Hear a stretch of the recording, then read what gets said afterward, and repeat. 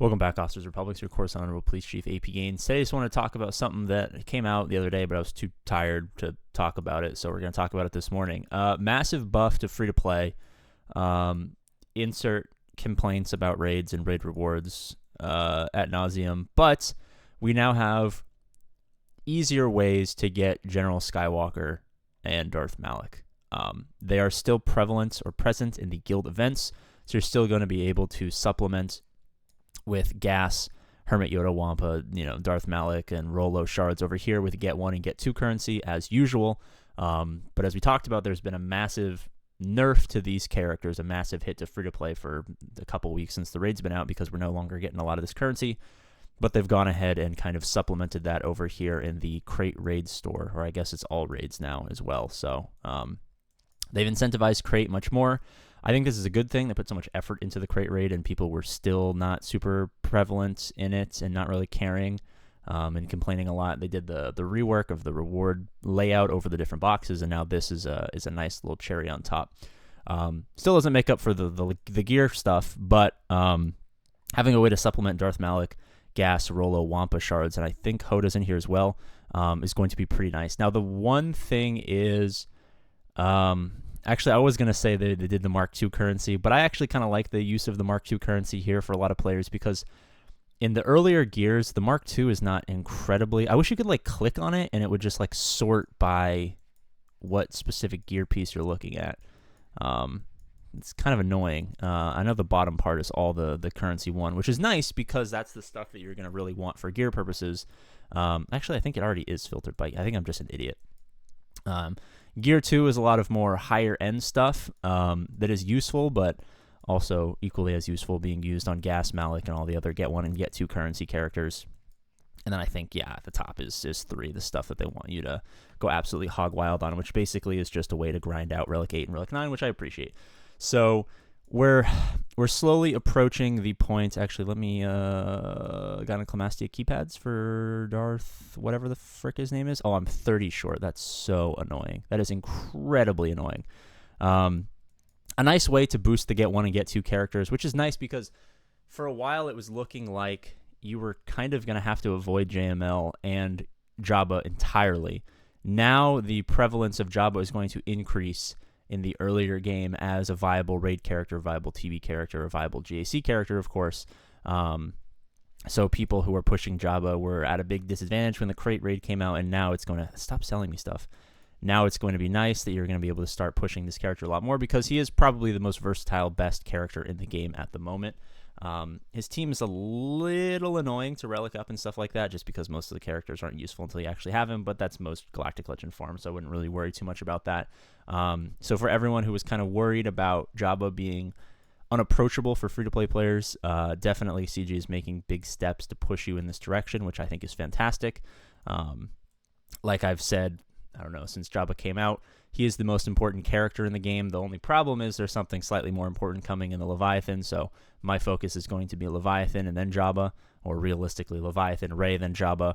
But for those of you guys who are completely out of striking distance of 4 million hard conquest, which I'm totally slacking on, and I might actually delay my Leviathan unlock by a month because I'm just absolutely not doing anything in conquest. That's just life, business trips, all that stuff. I've been busy.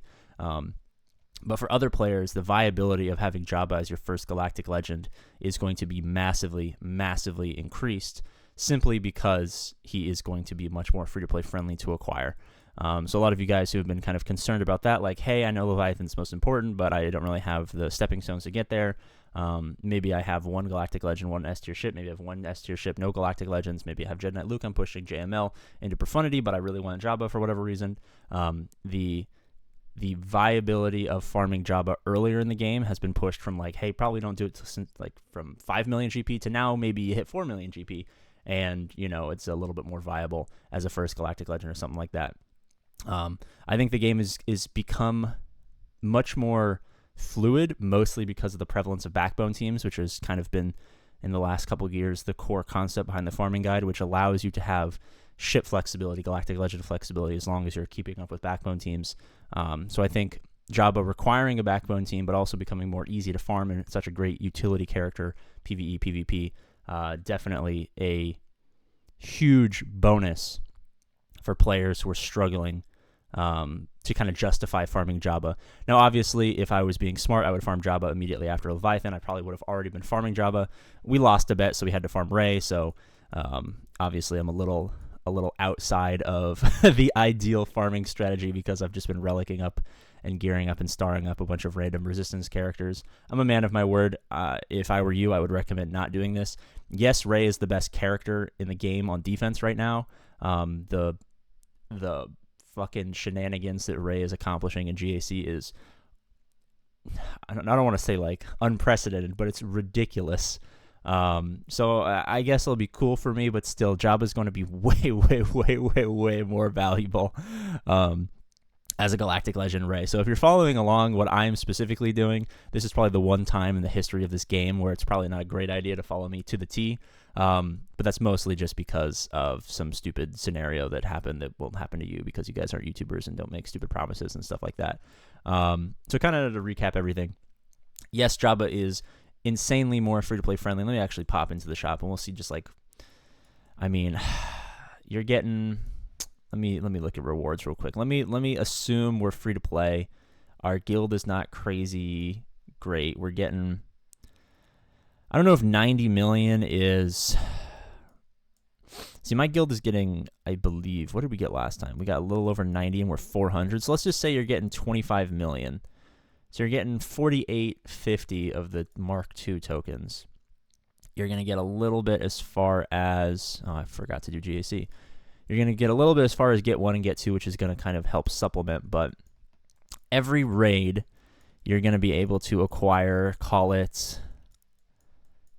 You're going to be able to get, so 48. I don't think so. That's 225, 375, and then 5,000. So you're going to get 15 shards of your preferred previously locked behind get 1 and get 2. So assuming you're getting the 25 mil, I mean, maybe you can supplement a little bit. I don't know. So we need what?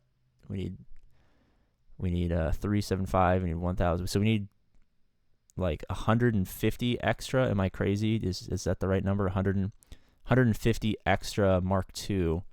150 extra Mark II to get 5,000, which is a 4 pull, so 20 shards. So I imagine everyone's getting at least 250,000. So let's just say you're going to get 20 shards every raid, so 40 shards a week of the Mark I and Mark II, or the Mark II characters that were previously get 1, get 2. So this is kind of unprecedented capital gamesmanship. I'm really interested to see where they capital games us, because anyone knows the ebbs and the flows of the capital gamesmanship is we giveth and we taketh away. So I'm really interested to see how they're going to change farming / the meta.